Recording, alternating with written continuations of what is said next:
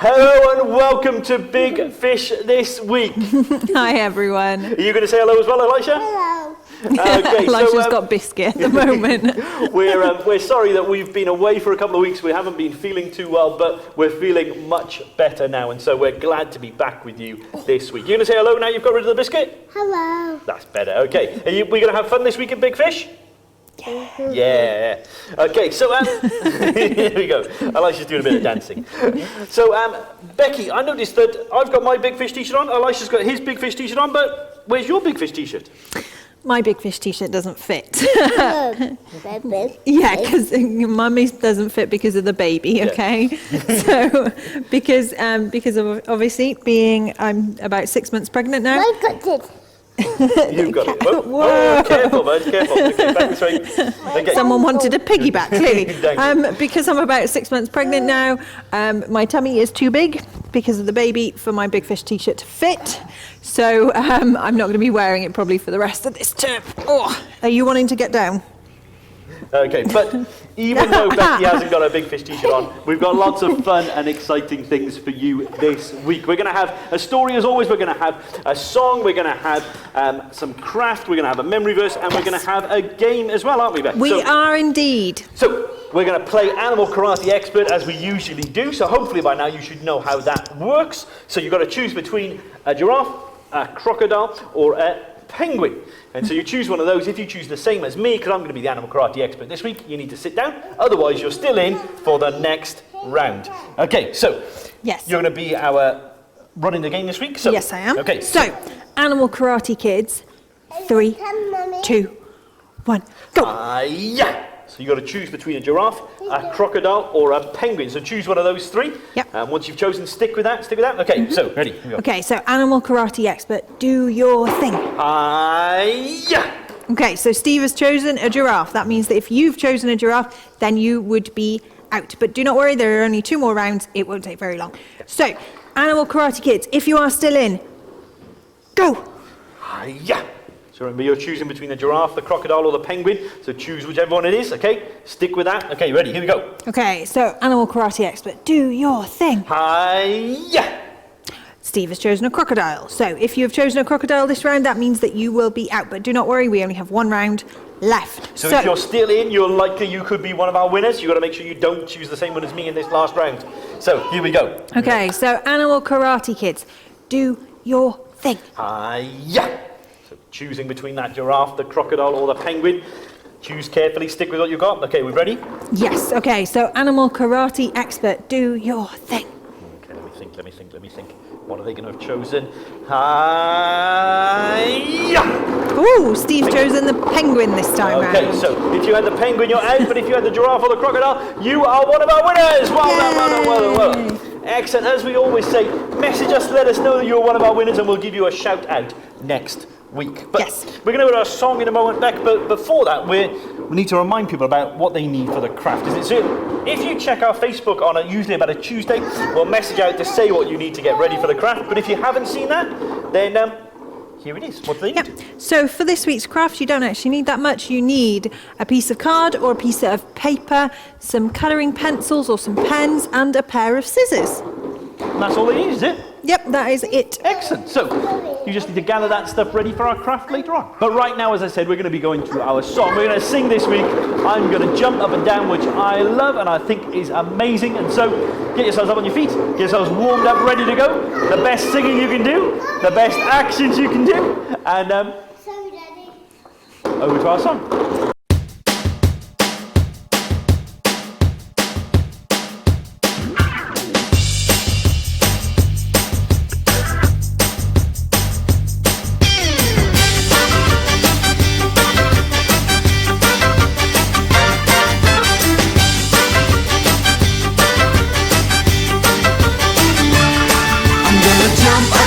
I'm gonna spin right around, gonna praise your name forever.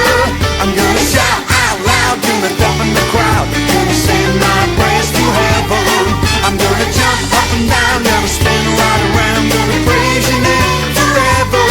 I'm gonna shout out loud, gonna deafen the crowd, gonna sing my praise to heaven. I will run this race and I will never stop.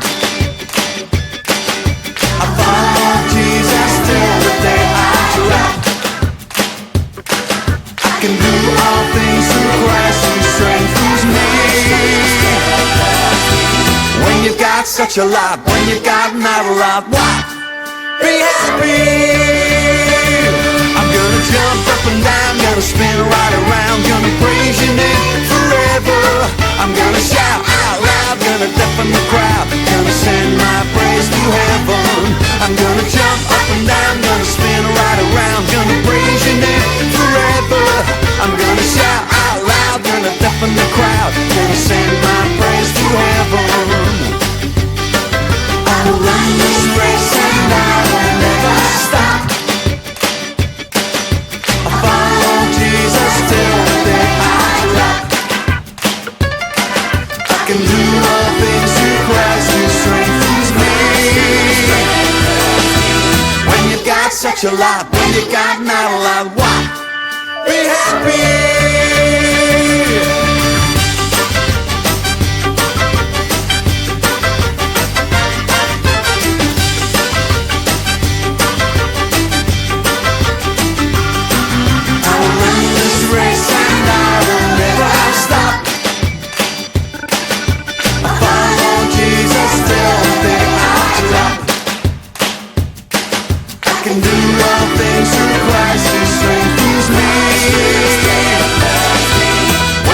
Such a lot, when you got not a lot, what? Be happy.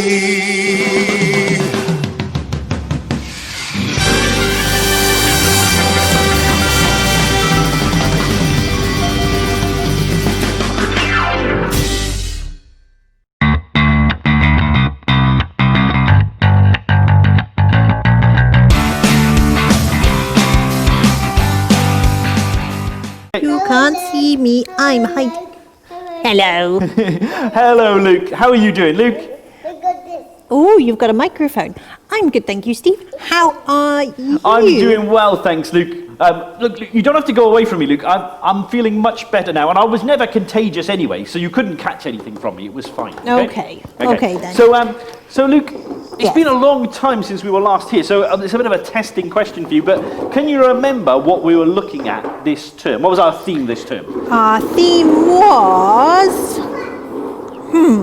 promises! That's right, promises. We were looking at all of the amazing promises that God makes to us and how God keeps all of his promises. Now, another testing question. Normally it's only a week between stories, but can you remember what our story was the last time we did Big Fish? Oh, I remember, Steve, because it's one of my favourites. Sorry, Elisha keeps running backwards and forwards, and it's like... It makes you a bit dizzy, doesn't it, watching back and forth, yeah. But hopefully people can still hear, okay, so we'll sort of see. But Luke, can you remember what it was? It was one of your favourites, you said, wasn't it? Yeah, it was Noah's Ark. Noah's Ark, that's right, yeah. And can you remember the promises that God gave to Noah? Yeah, he put a rainbow in the sky to remind Noah that he would never flood the whole earth again. That's right, he would never flood the whole earth again. But as well as that, can you remember what the other promise was as well? No. No? But Luke, he promised, didn't he, that because he'd made a way of escape for Noah, when he sent the floodwaters, he made a way of escape through the ark for Noah and his family to be able to be safe. And he promised that actually he would make a way of escape for us as well, that he had to punish people for doing things that are wrong, but he made a way of escape for us. And you remember what that way of escape was? Jesus. That's right, it was Jesus. Jesus came down out of heaven, down to earth, lived a perfect life so that he could provide the way of escape for us. Hello. Here, come back up here. Oh, there we go. You were saying hello to Luke, couldn't you? Yeah. So Luke, that was the promise that we had last time. We've got another amazing promise this time in a story about Abraham and Sarah. Ooh, yes, you have got a builder's hat on. Oh, yeah. And Well, actually, good time, Elisha, because I was just about to talk about you. Because actually, Luke, do you know, back in Abraham and Sarah's time, actually, names meant special things. Like what? Well, special things. They didn't just mean Abraham, but it meant more than that. They had a meaning behind it. So Elisha's name is the same.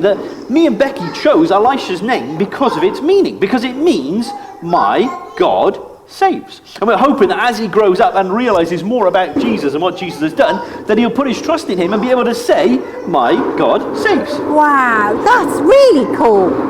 Yeah, it is, isn't it? It's brilliant. And so, Abraham's name actually meant something special, and it was there to remind him about the promise that God had made to him. Ooh, that sounds so interesting, Steve. Yeah. So, do you want to settle down in your bunk and listen to this story? And you'll find out all about that promise. Okay? Yes, please. So, you're going to say goodbye to everybody? Bye. Elisha's saying goodbye to you as well. There we go. So, as Luke goes and settles down in his bunk and gets himself nice and comfy, and as Elisha gets himself comfy as well, why don't you get yourself comfy, ready for this week's story? So, I hope you enjoy.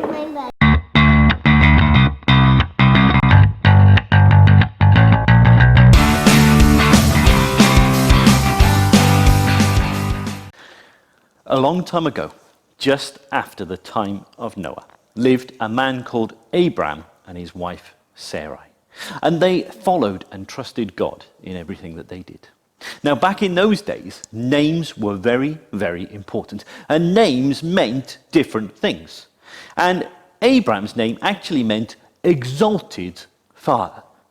So you would think, wouldn't you, that he had lots of children, and actually they thought he was amazing. But you see, Abram, even though he was getting older, him and Sarai didn't have any children at all. But one day, when Abram was out praying to God, God said to Abram, I want you to go to a new land. I'm going to take you to a new place, and there, that will be your land, and all of your descendants, your sons and daughters, grandsons and granddaughters, everybody will live in that land. Now, Abram and Sarai had a good life where they were. They had no idea where God was going to take them to or what was going to happen.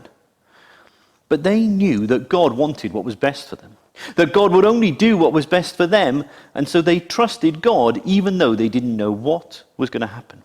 And you know, actually, that's a great example for us, isn't it? We should trust God no matter what, because we know the Bible tells us that God only wants what's best for us.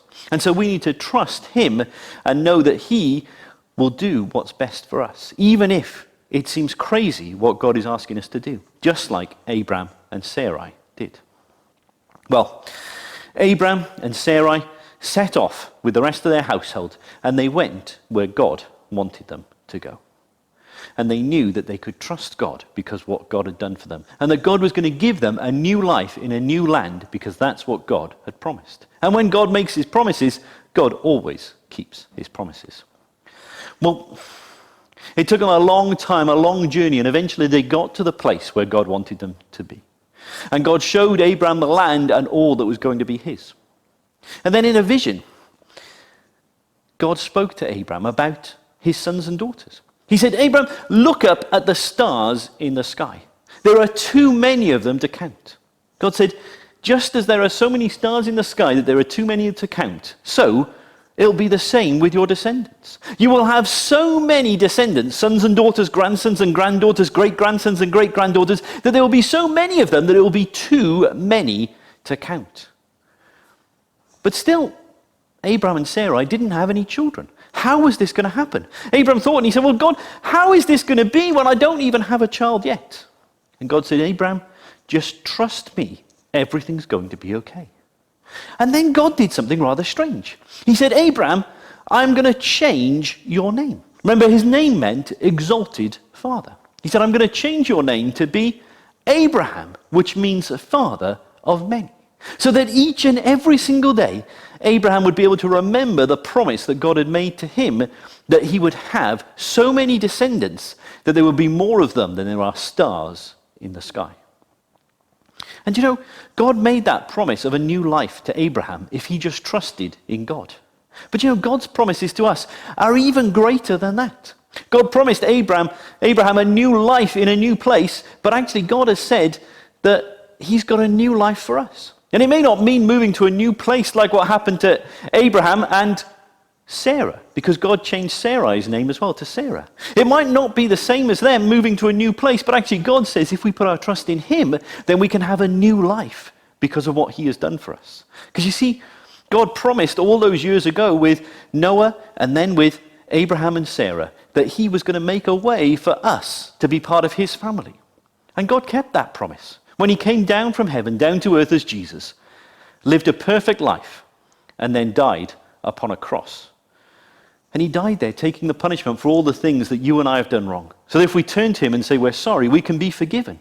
We can become part of his family forevermore and actually get a brand new life with him which means the best life ever here and one day getting to be with him in heaven.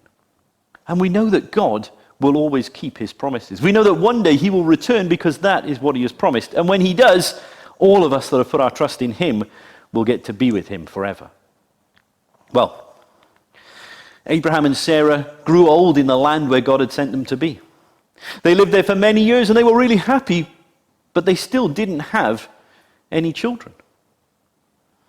How was God going to keep his promise that they were going to have so many children, so many descendants, that they would fill the whole land, if even though they were really old, they still didn't have any children? Well, one day when Abraham was resting out of the sun because it was a really hot day, he saw 3 men walking down the road.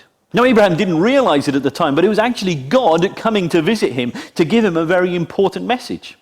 Now, even though Abraham didn't realize that it was God, he saw that these men must have been tired and worn out because of the heat. So he leapt up from where he was sat and he ran out to greet them and asked them to come and rest at his tent for a while, to have some food with him and his wife, to wash their feet and have some water. You see, Abraham cared for those around him because that's what he'd learned to do from God. And even though he didn't realize that this was God coming to visit him, he still wanted to welcome these people into his house. And actually, he did rush out to meet them. Even though the Bible tells us that he was 99 years of age, he was still fit and able to get out there. But again, being 99 years of age, how on earth was Abraham going to have a child now? Well, Abraham then rushed, after he'd got the men settled, inside to his wife Sarah. And he said, "Sarah, we've got some guests. Quick, make some bread, prepare a meal so that we can treat the guests that we have staying with us." Then Abraham went back outside to spend time with the guests that had arrived. And as he was there, one of them turned to him and said, "Where is your wife, Sarah?" And he said, "Oh, she's inside the tent." And actually, she could hear everything that was going on. One of the men then stood up and said, "Abraham, this time next year, God will keep his promise to you. You will have a son."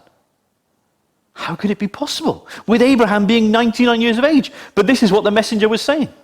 Sarah was inside and she could hear it. Now, she was 90 years old herself and she thought, how on earth can this be possible? And she started to laugh to herself because she thought, this is crazy. I'm so old, there is no way that I can have a child now. Now, because the visitor was God himself, he knew what Sarah was thinking. He knew what Sarah was doing. He said, why did Sarah laugh? Does Sarah not realize that with God, all things are possible?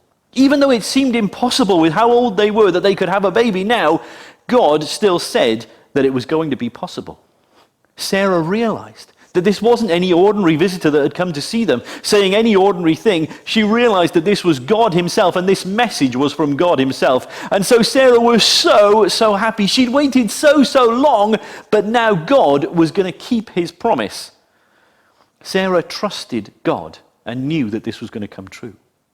And you know, sometimes it's hard for us as well, isn't it? Sarah didn't at first trust God because she thought this is impossible. There's no way that God can keep his promise now. But actually we know, don't we, that with God, nothing is impossible. And God is always working for our good, and God will always keep his promises. So we need to trust in him, even when times are tough, even when times are hard, just like they are at the moment, when it never seems possible that we're ever going to get back to a normal situation again. We need to trust God and know that he is in control and that he has a plan for everything.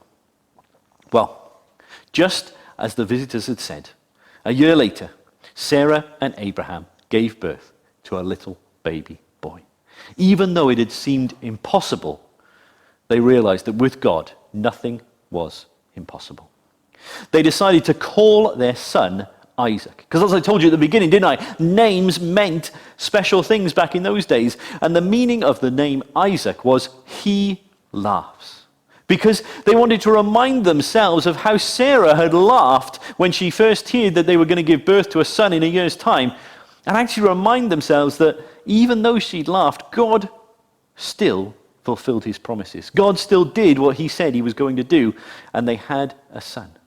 They wanted to remind themselves that no matter what's going on, no matter what's happening, God always keeps his promises. And we can always trust in God, even when things seem impossible. And that's the same for us today. God made a promise that he was going to rescue each and every one of us if we turned and put our trust in him. And he kept that promise by sending Jesus to die on the cross and rising from the grave. But he also said that one day he would return and he would come back and he would take us to be with him forevermore. And even though that's not happened, even though it seems like it's a long time since those promises were made in the Bible, we know that they're still true because God always keeps his promises, just like he did to Abraham and Sarah, even though it seemed impossible that he could fulfill it.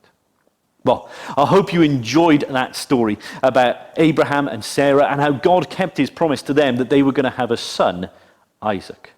But right now, it's time for us to pray. So, as you know, at Big Fish Kids Club, we don't just put our hands together and close our eyes, but we do it slightly differently. So if you follow me, put your hands on your shoulders like this.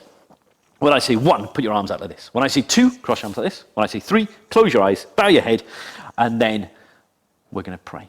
And I'm going to say amen. And then after that, I'll say 4. I want everyone sat up nice and straight, ready to go. So you ready? Hands on your shoulders. Hands on your shoulders. Ready to go. Here we go. 1.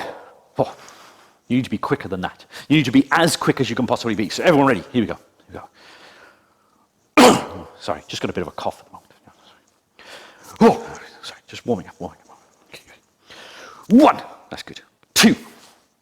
3.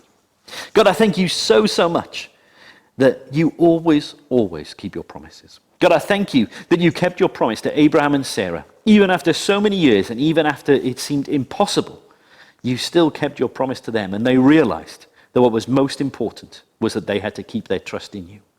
And God, I pray that you teach us what it means to trust in you as well, to know what it means that you kept your promise from so many years ago to come and die on that cross, and what it means that you've promised that each and every person that puts their trust in you will one day get to be with you in heaven. God, I pray that you help us to know what that promise means to us today, and help us to trust in you through everything that's going on, just like Abraham and Sarah did as well. Amen. 4. Sat up nice and straight.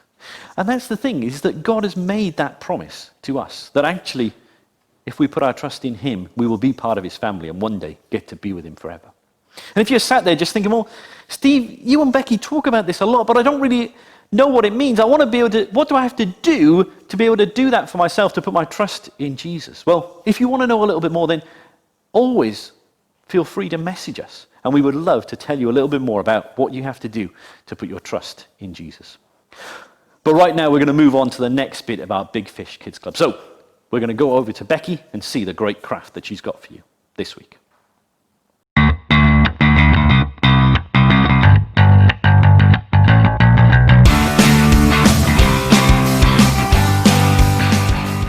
Hi everyone, wasn't that such a great story Steve told about how Abram and Sarai became Abraham and Sarah, and how God kept his promise to them that they would be the parents of a great nation through their son Isaac. So before we get on with our craft, we're going to go through the memory verse. So the memory verse for this week is, I am the Lord your God who holds your right hand, and I tell you, don't be afraid, I will help you. Isaiah chapter 41 verse 13. Isn't that so lovely as well, that it just reminds us that God is always with us as well. Okay, so this week I even have a template of what we are making. So I made one earlier. So this is what we made, what we will be making. So this is a tent, and inside the tent, though it's not coloured in, is a picture of Sarah laughing. And then if we turn the tent over, there's a picture of Abraham and Sarah holding a baby as well. So that is what we're going to make this week. It's very simple. So the first thing you need to do is you need to take a piece of card and you need to fold it in half, or ask your grown-up to fold it in half for you if you struggle a bit with it, because it's not the easiest thing to do. So I'm going to fold my piece of card in half, just so we know where the middle is, and then I'm going to open it back up again so that we've got a nice crease down the middle of it. Right, so the next thing we're going to do, we're going to take one side and we're going to fold it into that middle fold. So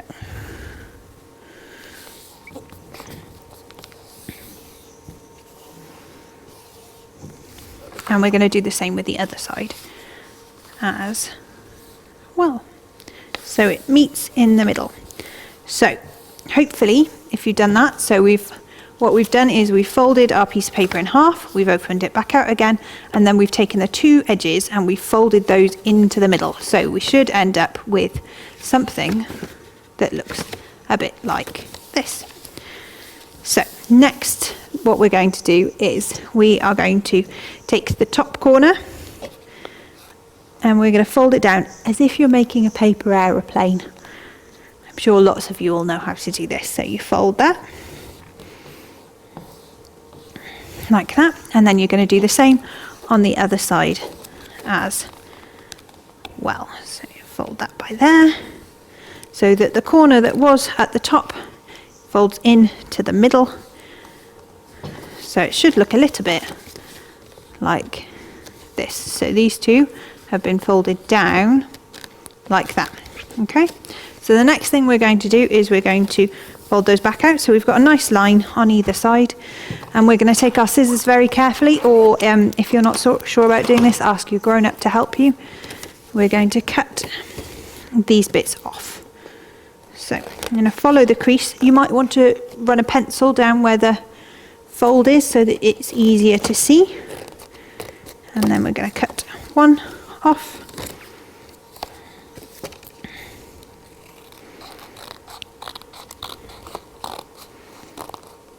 And we're going to cut a second one off as well. So you should have two bits that look like great big triangles that you've cut off.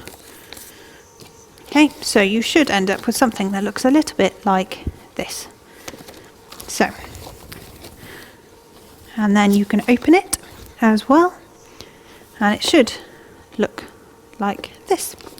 So these are going to be the doors almost to our tent.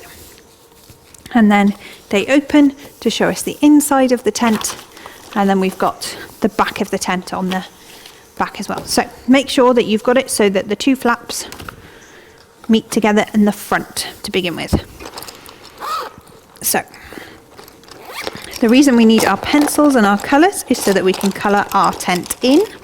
So you can do it whatever colours you like. They probably wouldn't have been as colourful as my template. My template is nice and colourful and is red and yellow stripes. I got my idea from the Beginner's Bible for this one, but you can colour it in whatever you would like, really. So, what am I going to do this time? So, I think I'm going to do the same thing because it's easier. So, I'm going to take a red and yellow pencil. The other thing that I did on my template as well is I drew down from, so if we draw a line, that's probably the easiest way to explain it. So if we draw a line across from the bottom of the triangle all the way across,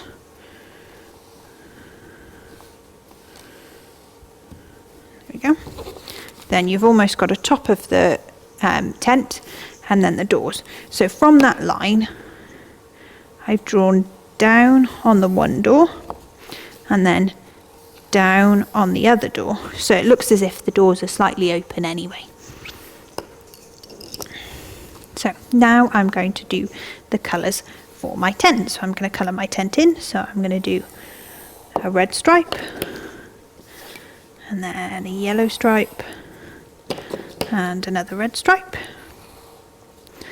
and on the other side I'm going to do a yellow stripe and a red stripe and a yellow stripe. There we go. And you might want to do a similar pattern on the top section as well. So I'm going to do straight down for this one.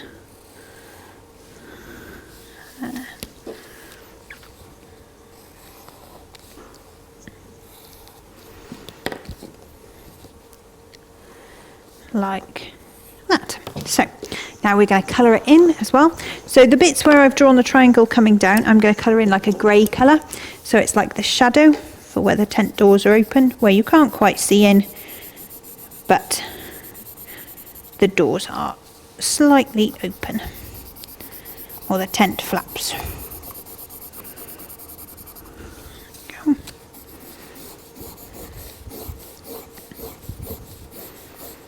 If you wanted to, you could do this with some coloured card or something like that instead.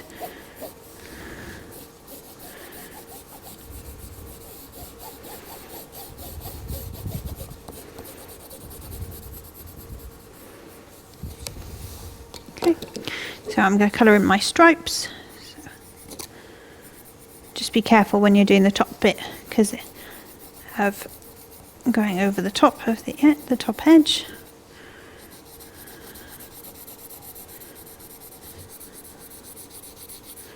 Okay, so red stripe by there.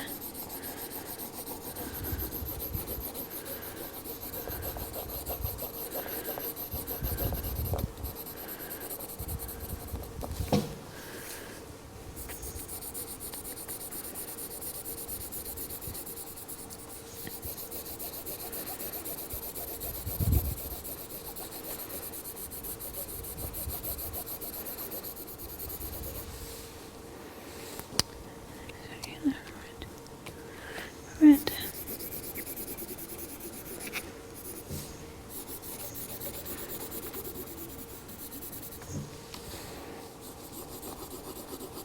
This might just take a little while, or you could even colour, stick on some coloured paper or something like that as well, just to make it look a bit different. The tents they had back then were probably very plain, but just makes ours look a little bit more interesting, doesn't it? So I've done my red stripes, so I'm now going to do my yellow stripes as well.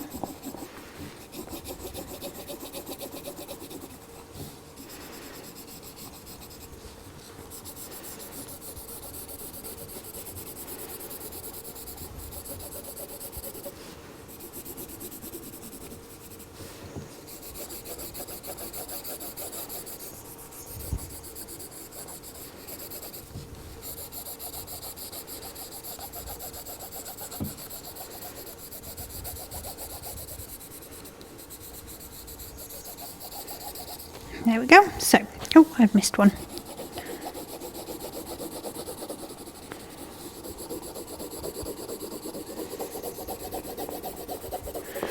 So, then once we've done the outside of our tent, what we're going to do, we're going to open it up.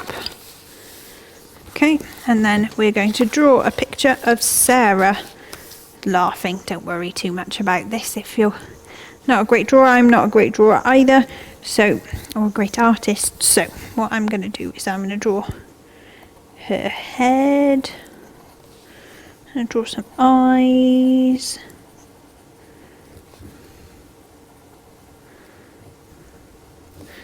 Nose.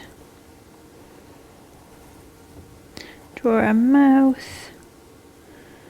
It's going to be a big mouth because she's going to be laughing.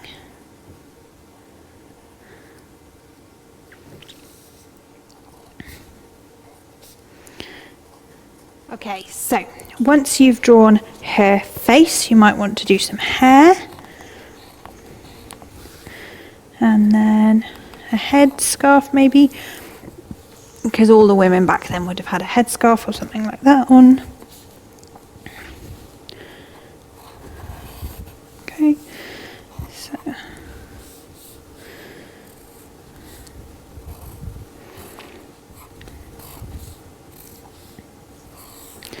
and a dress as well, and you might want to write something that shows that she was laughing.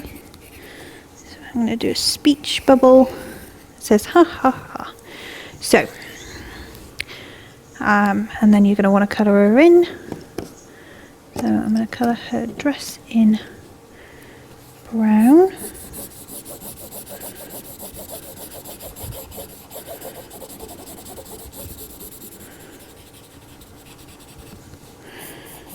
The sleeves. And put this in yellow. So her hair looks quite grey because of her being quite old.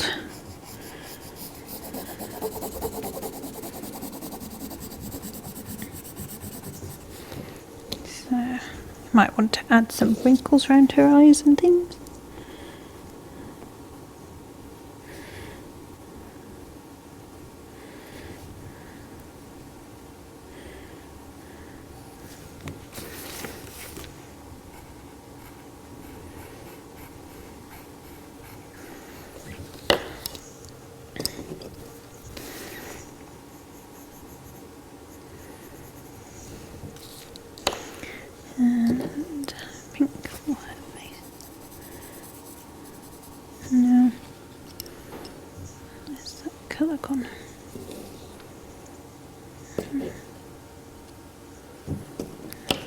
be better. She was probably more tan than I am.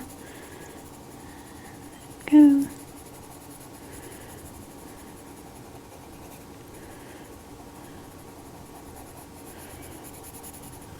Go.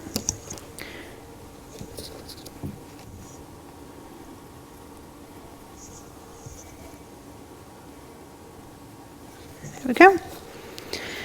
And you might want to write something on the inside. So I'm going to write Sarah laughed.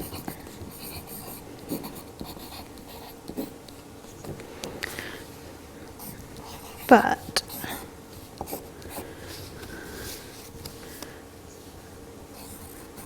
God keeps his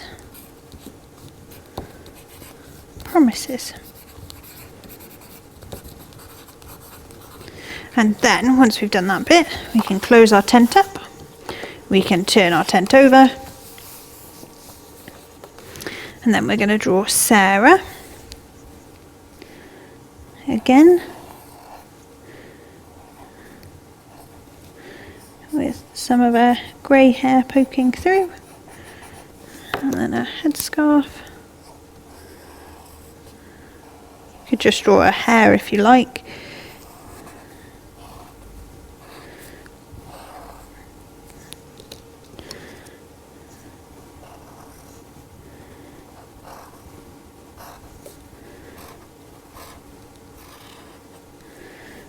And we're going to put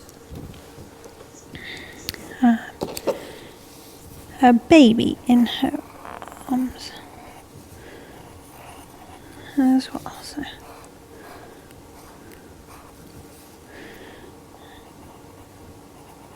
And I think Isaac would have been smiling up at his mum and dad, so he's going to smile with a nose as well. I'm going to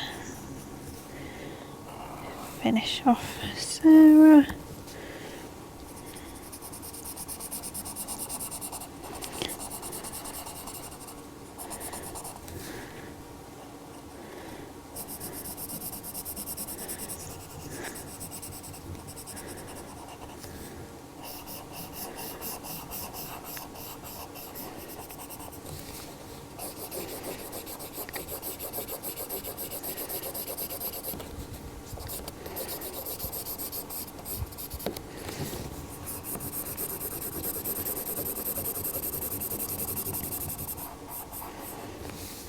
Okay.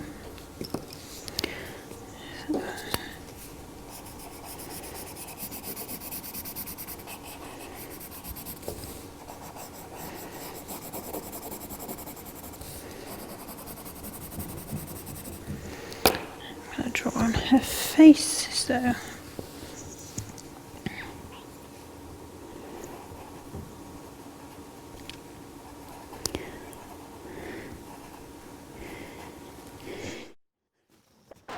excuse me.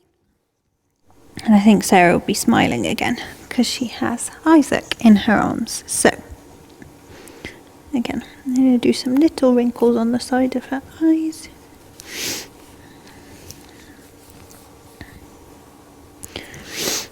And once I've drawn her, I'm going to draw Abraham as well. So Abraham's going to have a grey bushy beard because he was quite old by that point as well. So draw the top of his head and his ears, and then I'm going to draw his beard. You wouldn't be able to see his chin because of where his beard was.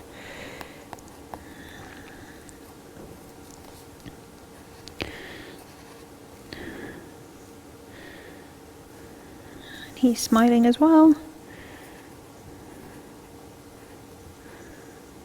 And he's looking at Isaac too.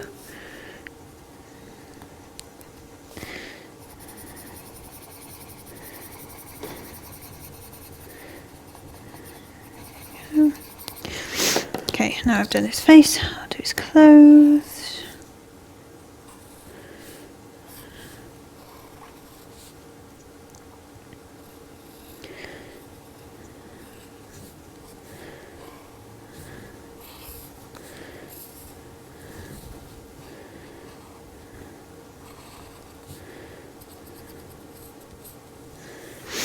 Oh, and I haven't coloured in Sarah's face either, have I? That one.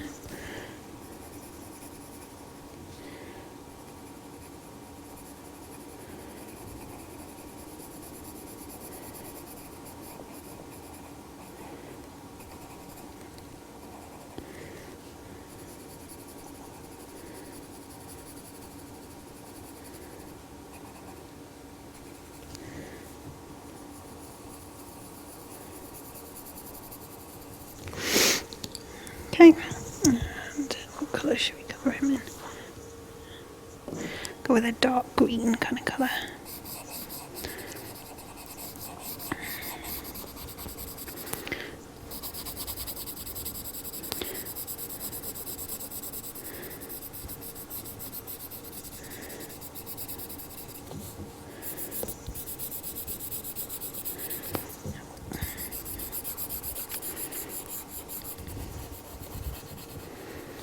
And then I'm going to write across the top, Isaac means he laughs. Because as Steve was saying during the story, we know that it was a reminder to Sarah and Abraham they'd laughed, but actually that God always keeps his promises like he did to them. So that's our craft for this week. So we've got a tent. Inside our tent we've got Sarah having laughing when she hears what the visitors have said, and then on the back we've got Sarah and Abraham with their baby Isaac. So that is our craft for this week. Well, we hope you had a really good time with us this week, that you've really enjoyed Big Fish this week, that you've enjoyed the story and the song and Luke and all the other fun things we've done. And we hope to see you back next week. So, bye.